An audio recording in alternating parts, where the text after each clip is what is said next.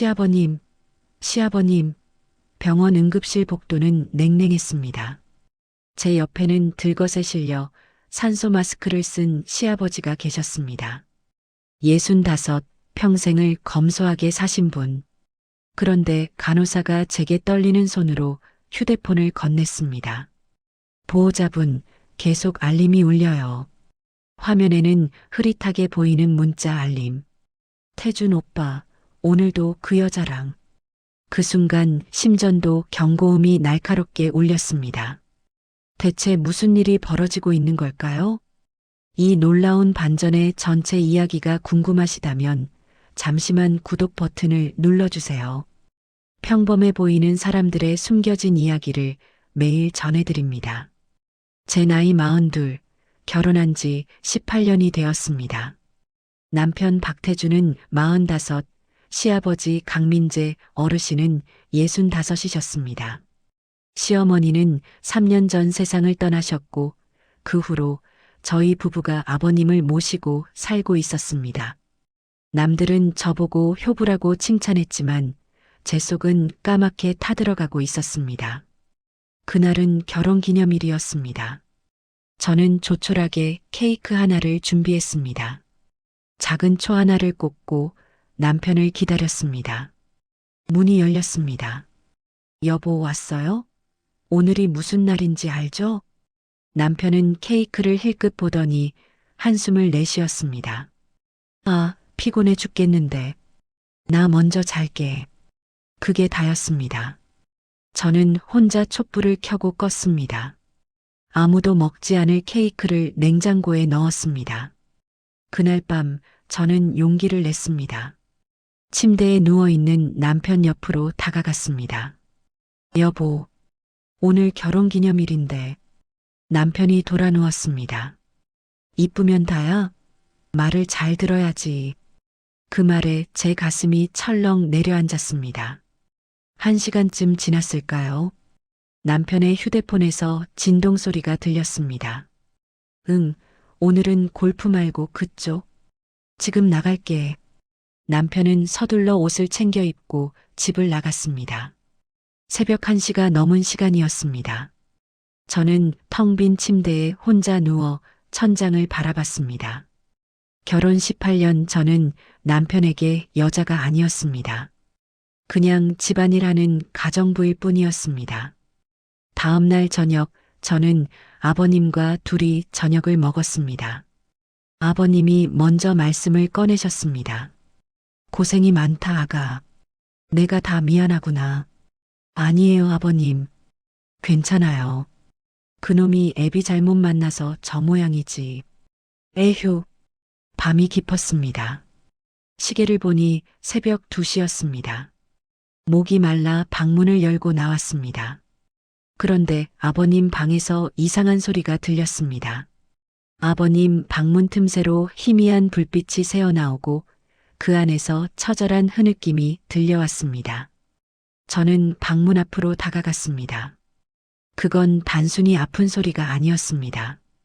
한 남자의 괴물 같은 울부짖음이었습니다. 이따금씩 크아악 터져나오는 흐느낌 사이로 여보 흐어. 순간 온몸에 피가 차갑게 식었습니다. 65 아버지가 돌아가신 어머니를 그리워하며 혼자 방에서 저렇게. 그 소리는 3년간 홀로 견뎌온 외로움의 폭발이었습니다. 저는 그제야 정신을 차리고 제 방으로 뛰어들어왔습니다. 심장이 미친 듯이 뛰었습니다. 방금 제가 뭘 들은 거죠? 무섭거나 불쾌하지 않았습니다. 오히려 얼마나 외로우셨으면, 얼마나 그리우셨으면 그런 생각만 들었습니다. 다음 날 저는 아침 식사를 준비하며 계속 생각했습니다.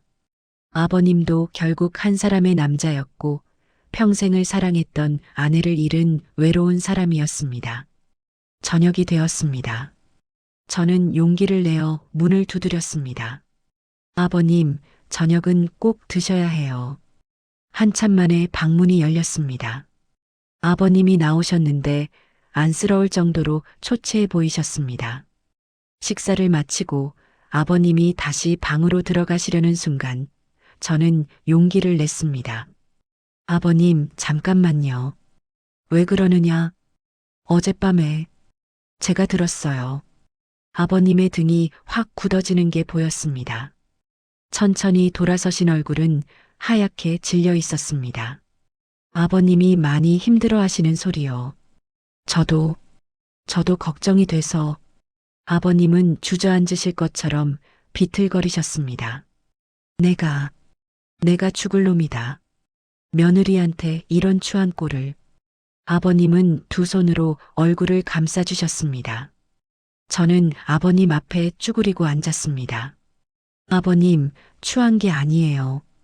얼마나 외로우셨어요? 아가, 저도 알아요. 외로움이 얼마나 무서운 건지. 저도 남편한테 3년째 여자로 취급받지 못하고 있어요. 제 고백에 아버님의 눈이 크게 흔들렸습니다. 저는 떨리는 손으로 아버님의 손을 잡았습니다. 아버님은 그저 제 손을 맞잡은 채 눈물만 흘리셨습니다. 저도 울었습니다. 우리는 그렇게 한참을 울었습니다. 아가, 고맙다.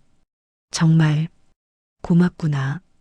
그날 밤 남편은 여전히 돌아오지 않았습니다. 저는 거실 소파에 앉아 있었고 아버님도 제 옆에 조심스럽게 앉으셨습니다. 우리는 말없이 나란히 앉아 있었습니다. 그리고 아버님이 조심스럽게 제 손을 잡으셨습니다. 저는 그 손을 뿌리치지 않았습니다. 그날 이후 집안 분위기가 달라지기 시작했습니다. 아버님은 더 이상 방에만 계시지 않으셨습니다. 밤이 되면 저희는 자연스럽게 거실에서 만났습니다. 하지만 시간이 지나면서 우리는 조금씩 더 가까워졌습니다. 어느 날 밤 아버님이 제 어깨를 조심스럽게 감싸 안으셨습니다. 아가, 이래도 되는 걸까? 저도 모르겠어요. 하지만 저는 이 시간이 좋아요. 그날 밤 우리는 선을 넘었습니다. 죄의식보다 외로움이 더 컸고 도덕보다 온기가 더 절실했습니다. 그렇게 몇 주가 흘렀습니다. 하지만 변화는 숨길 수 없었습니다. 제 얼굴에 생기가 돌았고 아버님도 마찬가지였습니다. 그러던 어느 날 아버님이 병원 검진을 받으러 가셔야 한다고 하셨습니다. 아버님, 제가 같이 갈게요. 저는 아버님과 함께 병원에 갔습니다. 그런데 이상한 일이 벌어졌습니다. 간호사가 아버님을 보자마자 깜짝 놀라며 자세를 바로 했습니다. 아, 강 선생님, 오셨어요? 의사 선생님도 유난히 공손했습니다. 건강 조심 많이 하셔야죠. 귀하신 분이. 저는 이상한 느낌이 들었지만 대수롭지 않게 넘겼습니다. 그날은 평범한 아침이었습니다. 그런데 갑자기 아버님 방에서 큰 소리가 들렸습니다. 쿵. 아버님이 바닥에 쓰러져 계셨습니다. 저는 떨리는 손으로 구급차를 불렀습니다. 병원 응급실에 도착하자마자 이상한 일들이 벌어졌습니다. 간호사가 아버님 신분증을 확인하더니 갑자기 표정이 굳어졌습니다. 잠깐만요. 이분, 강민재 회장님? 그 순간부터 병원이 발칵 뒤집혔습니다. 얼마 지나지 않아 한 남자가 헐레벌떡 뛰어왔습니다. 회장님, 괜찮으십니까? 그는 제게 명함을 건넸습니다. 태양그룹 비서실장 김철수. 태양그룹? 그 유명한 부동산 재벌 며느리분이시군요. 회장님 상태가 위중하십니다. 최고의 의료진을 모시고 있으니 걱정 마십시오. 저는 멍하니 서 있을 수밖에 없었습니다. 잠시 후 병원장이 직접 나타나 깊게 고개를 숙였습니다. 의료진이 아버님을 최상층 VIP 병실로 옮겼습니다. 호텔 스위트룸 같이 넓고 화려한 병실이었습니다. 저는 복도 벤치에 주저앉았습니다. 비서실장이 제 옆에 조심스럽게 앉았습니다. 며느리분께서는 회장님에 대해 잘 모르시는 것 같군요. 그는 조용히 설명하기 시작했습니다. 강민재 회장님은 태양그룹 창업주의 외아들이십니다. 현재 태양그룹의 대주주이시고 서울 강남 일대 빌딩 10여 개를 소유하고 계십니다. 자산 규모로는 수백억은 넘으실 겁니다. 수백억? 그 검소하게 사시던 아버님이 사모님이 돌아가신 후 회장님께서 세상사에 관심을 끊으셨습니다. 아드님에게조차 재산 규모를 숨기고 사셨습니다. 저는 머리가 지끈거렸습니다. 그럼 남편도 모른다는 건가요? 네, 회장님 뜻이 그러셨으니까요. 저는 벽에 기대어 주저앉았습니다. 세상이 온통 뒤집히는 것만 같았습니다. 아버님은 이틀 만에 깨어나셨습니다. 저는 그 이틀 내내 병실을 떠나지 않았습니다. 아가, 미안하다. 저는 아버님 손을 꽉 잡았습니다. 걱정했어요. 정말 많이 걱정했어요. 아버님, 왜 말씀 안 하셨어요? 아버님은 한참을 침묵하시다가 입을 여셨습니다. 민수한테도 숨긴 일인데 내게는 더욱 말할 수 없었다. 내가 가진 게 많다는 걸 알면 사람들이 나를 다르게 보거든. 저는 아버님 옆 캐비닛 서랍을 열었습니다. 그 안에서 뭔가 익숙한 게 보였습니다. 제 이름이 적힌 오래된 팸플릿이었습니다. 이게 뭐죠? 15년 전 제가 기획했던 갤러리 전시의 팸플릿이었습니다. 전시 기획자 서연이, 아버님, 이걸 어떻게 알고 있었다, 아가. 내가 누군지, 내가 얼마나 훌륭한 사람이었는지, 민수가 너를 데려왔을 때부터 알았지. 그 유명했던 서연이 큐레이터. 왜 말씀 안 하셨어요? 민수가 싫어했으니까. 그 녀석이 내가 일하는 걸 못 견뎌 했잖니. 저는 주저앉았습니다. 서랍 안에는 제 전시회 기사 스크랩들, 신문 기사들이 있었습니다. 그리고 더 충격적인 게 있었습니다. 몇 년 전 갤러리에서 복직 제의를 했을 때 아버님이 몰래 저를 추천하셨던 기록이었습니다. 그리고 남편이 어떻게 막았는지까지. 내가 다시 날아오를 수 있게 해주고 싶었다. 민수 그 녀석이 내 날개를 꺾어놨으니까. 저는 울음을 터뜨렸습니다. 그때 병실 문이 열렸습니다. 김수진 선배가 꽃다발을 들고 들어왔습니다. 연희야, 시아버님이 편찮으시다며? 수진 선배는 아버님을 보더니 고개를 숙였습니다. 그때 그 도움 정말 감사했습니다. 회장님. 연희야, 내가 복직할 수 있게 뒤에서 얼마나 많이 도와주셨는데. 근데 내 남편이 협박했어. 갤러리에 너 복직시키면 법적 조치 취하겠다고. 아버님이 조용히 말씀하셨습니다. 그래서 내가 더 속상했다, 아가. 넌 날개가 있는데 그 녀석이 잘라버렸으니까. 수진 선배가 돌아가고 아버님은 말씀하셨습니다. 아가, 너한테 보여줄 게 하나 더 있다. 저는 떨리는 손으로 서랍을 열었습니다. 봉투를 열자 사진들이 쏟아져 나왔습니다. 남편이었습니다. 남편이 다른 여자와 함께 있는 사진들이었습니다. 1년 전부터 알았다. 민수가 골프 간다고 거짓말하고 다른 여자를 만난다는 걸. 사실 확인하려고 사람을 붙였다. 저는 바닥에 주저앉았습니다. 그때 병실 문이 벌컥 열렸습니다. 남편 태준이 들어왔습니다. 아버지, 괜찮으세요? 제가 골프 중이라 늦었네요. 남편은 바닥에 떨어진 사진들을 봤습니다. 얼굴이 순식간에 하얗게 질렸습니다. 이게 뭐야? 너희가 날 미행했어? 아버님이 차갑게 말씀하셨습니다. 미행? 내 며느리가 매일 밤 울고 있는데 넌 다른 여자랑 호텔에서 놀아났지. 남편은 사진들을 집어던졌습니다. 당신들이 뭔데? 당신도 당신이야. 남편 뒷조사나 하고. 저는 일어서서 남편을 똑바로 쳐다봤습니다. 당신이 저한테 그럴 자격 있어요? 18년 동안 여자로 취급이나 해줬어요? 남편이 비웃었습니다. 일? 내가 무슨 일을 해? 그 순간 저는 모든 걸 결심했습니다. 이혼할게요. 남편은 웃음을 터뜨렸습니다. 이혼? 좋아. 근데 넌 나가서 뭐하고 살 건데? 남편은 제 카드를 빼앗고 통장을 압류하겠다고 협박했습니다. 더 나쁜 건 병원 복도에서 저와 아버님 관계를 왜곡하기 시작한 겁니다. 저 여자가 우리 아버지를 유혹했어요. 재산 노리고 접근한 거라고요. 소문은 순식간에 퍼졌습니다. 저는 졸지에 시아버지 재산을 노린 며느리가 되어버렸습니다. 저는 병원 복도에 주저앉았습니다.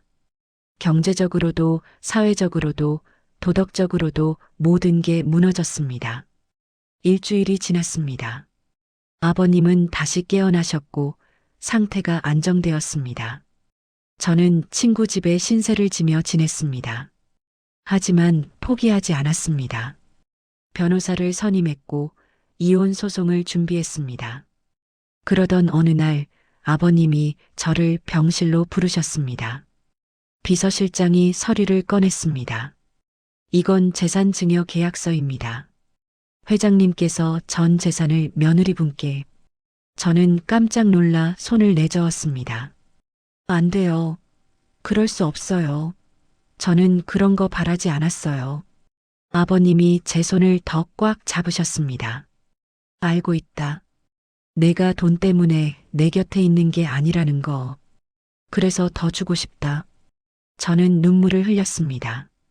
하지만 고개를 저었습니다. 아버님 재산은 필요 없어요. 그 대신 제 이름으로 시작하고 싶어요. 제 힘으로요. 아버님이 빙그레 웃으셨습니다. 그래, 그게 내 답구나. 좋아. 그럼 갤러리어는 자금만 지원해주마. 이혼 재판이 열렸습니다. 남편은 끝까지 사과하지 않았습니다. 하지만 증거는 명확했습니다. 재판부는 저에게 유리한 판결을 내렸습니다. 법정을 나서는데 남편이 저를 불렀습니다. 당신, 후회할 거야. 저는 남편을 똑바로 쳐다봤습니다. 이제 당신 말이 날 규정하지 않아요. 저는 제 인생을 살 거예요. 몇 달 후, 저는 제 갤러리를 열었습니다. 간판에는 제 이름이 또렷하게 새겨져 있었습니다. 연희 갤러리, 대표 서연희, 수진 선배가 축하 화환을 보냈고 아버님도 오셨습니다. 휠체어를 타고 계셨지만 얼굴에는 환한 미소가 가득했습니다. 잘했다, 아가. 정말 잘했어. 저는 갤러리 문을 열고 불을 켰습니다. 18년 만에 다시 찾은 제자리였습니다. 그날 밤 저는 갤러리 한가운데 서서 작은 케이크를 꺼냈습니다. 초 하나를 꽂고 불을 붙였습니다. 하지만 이번에는 달랐습니다. 저는 혼자서도 촛불을 켜고 미소 지을 수 있었습니다. 더 이상 누군가의 아내가 아닌 서연이라는 한 사람으로서. 아버님은 멀리서 저를 바라보고 계셨습니다. 우리 사이에는 이제 그 어떤 금지된 관계도 없었습니다. 대신 서로의 인생을 응원하는 진짜 가족이 되었습니다. 저는 촛불을 끄며 혼잣말을 했습니다. 이제 나는 내 이름으로 산다. 아버님과도 불편한 것 같아. 돌아가세요. 아니, 돌아가지 마세요. 새롭게 시작할 내 인생의 건배를 끝까지 들어주셔서 감사합니다. 여러분도 누군가의 시선이 아닌 자신의 이름으로 살아가고 계신가요? 댓글로 여러분의 이야기도 들려주세요. 구독과 좋아요, 알림 설정은 큰 힘이 됩니다. 다음 이야기에서 또 만나요.